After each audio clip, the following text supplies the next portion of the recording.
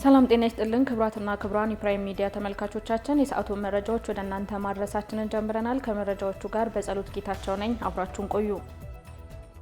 ኢትዮጵያን የብልጽግና ተምሳሌት ለማድረግ የተጀመረውን ጉዞ በጋራ ከዳር ማድረስ ይገባል አሉ የሕዝብ ተወካዮች ምክር ቤት አፈ ጉባኤ ታገሰ ጫፎ።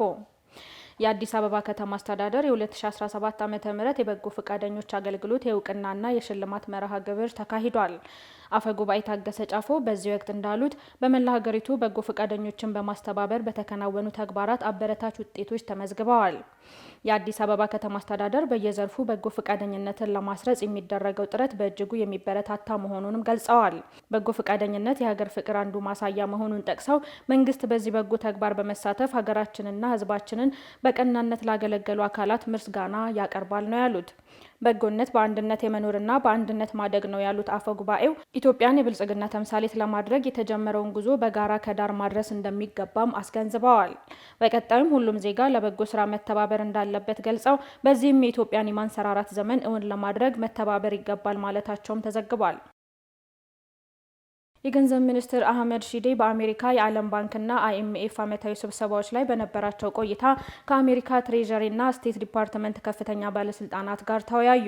ውይይቱ በዋነኝነት ያተኮረው በሁለቱ ሀገራት መካከል ያለውን የኢኮኖሚ ትብብር በማጠናከር ላይ ነው። ሚኒስትሩ የኢትዮጵያን ወቅታዊ ሁኔታ ገልጸው የሀገር በቀል የኢኮኖሚ ሪፎርም አጀንዳን በማስፈጸም ረገድ የተመዘገቡ ውጤቶችንም አብራርተዋል። ሚኒስትር አህመድ ሺዴ በመንግስት በኩል ግልጽነትን ለማሳደግ አስተዳደርን ለማጠናከርና ለንግድና ኢንቨስትመንት ምቹ ሁኔታ ለመፍጠር ያለውን ቁርጠኝነት አስረድተዋል። ሁለቱ ወገኖች በልማት ባንኮችና በአይኤምኤፍ በኩል ለአጀንዳው ድጋፍ ለማድረግ እንዲሁም ለንግድና ኢንቨስትመንት ግንኙነትን ለማሳደግ የሚያስችሉ የጋራ የፍላጎት ዘርፎችን ተወያይተዋል።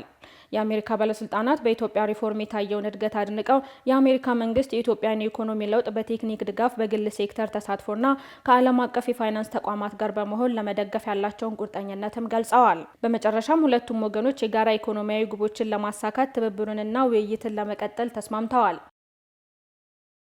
ኢትዮጵያን የአፍሪካ ቀንድ የሎጂስቲክስ ማዕከል ለማድረግ እየተሰራ መሆኑን የኢትዮጵያ ምድር ባቡር ኮርፖሬሽን አስታወቀ።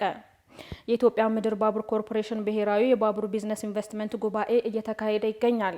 በጉባኤው ተገኝተው መልእክት ያስተላለፉት የኢትዮጵያ ምድር ባቡር ኮርፖሬሽን ዋና ስራ አስፈጻሚ ኢንጂነር ህሊና በላቸው እንደተናገሩት ክልሎችን የሚያስተሳስር የሀገር ውስጥ ንግድን የሚያቀላጥፍ የኢትዮጵያን የአፍሪካ ቀንድ የሎጂስቲክስ ማዕከል ማድረግ የሚያስችል ስራ እየተሰራ ነው። ጉባኤው ባቡር ትራንስፖርት ዘርፍ ከልማዳዊ አሰራር ወጥቶ በጠንካራ የመንግስትና የግል አጋርነት የዳበረ አዳዲስ የፋይናንስ ሞዴሎችን የሚጠቀም ብሎም ዲጂታላይዝ እንዲሆን የሚያስችሉ ሀሳቦች የሚፈልቁበት ይሆናል የሚል እምነት እንዳላቸውም ተናግረዋል። ኢትዮ ቴሌኮም በ2025 ኪጋሊ ሞባይል ዓለም አቀፍ ኮንግረስ ላይ ተሳታፊ ሆነ። በሩዋንዳ በመካሄድ ላይ በሚገኘው የ2025 ኪጋሊ ሞባይል ዓለም አቀፍ ኮንግረስ ላይ የአፍሪካን ዲጂታል የወደፊት እጣ ፋንታ በመቀየር ላይ ያሉ የክላውድ ቴክኖሎጂ መሰረት ያደረጉ ስማርት ዲቫይሶችን፣ ዲጂታል ፕላትፎርሞችንና ኢንተርፕራይዝ ሶሉሽኖችን ለእይታ አቅርቧል። ትዕይንቱ ኩባንያችን በቅርቡ ያስተዋወቀውን ዘኔክሰስ ስማርት ዲቫይሶች ላይ ያተኮረ ሲሆን እነዚህ ኩባንያዎች የዲጂታል ክፍተትን ለማጥበብና በቢሊዮን የሚቆጠሩ ዜጎች የዲጂታል ተጠቃሚነትን ለማረጋገጥ ያለሙ ምርቶች ናቸው። ዘኔክሰስ የዳታ ማከማቻንና ፕሮሰሲንግ ከዲቫይስ ወደ ክላውድ በማዘዋወር የስማርት ስልክን በተመጣጣኝ ዋጋ በማቅረብ አዳዲስ የኢንተርኔት ተጠቃሚዎችን ለማበረታታትና በአፍሪካ ያለውን የዲጂታል አገልግሎት አጠቃቀም ክፍተት ለማጥበብ ከፍተኛ አስተዋጽኦ እንዳለውም ተብራርቷል። ኩባንያችን በትዕይንቱ ላይ ቴሌብር፣ ዘመን ገበያ፣ ክላውድና ዳታ ሴንተር አገልግሎቶች እንደ ትምህርት፣ ግብርናና ስማርት ከተሞች ባሉ ቁልፍ ዘርፎች ፈጠራንና የአሰራር ቅልጥፍናን ለማምጣት የተዘጋጁ ሶሉሽኖች ለጉብኝት ቀርበዋል። ከውጭ ወዳገኘነው መረጃ እናልፋለን። ትራምፕ ከፑቲን ጋር የታቀደውን ውይይት መሰረዙን ተከትሎ ፍጹም ትርጉም የለሽ ስብሰባ እንደማይፈልጉ ተናገሩ።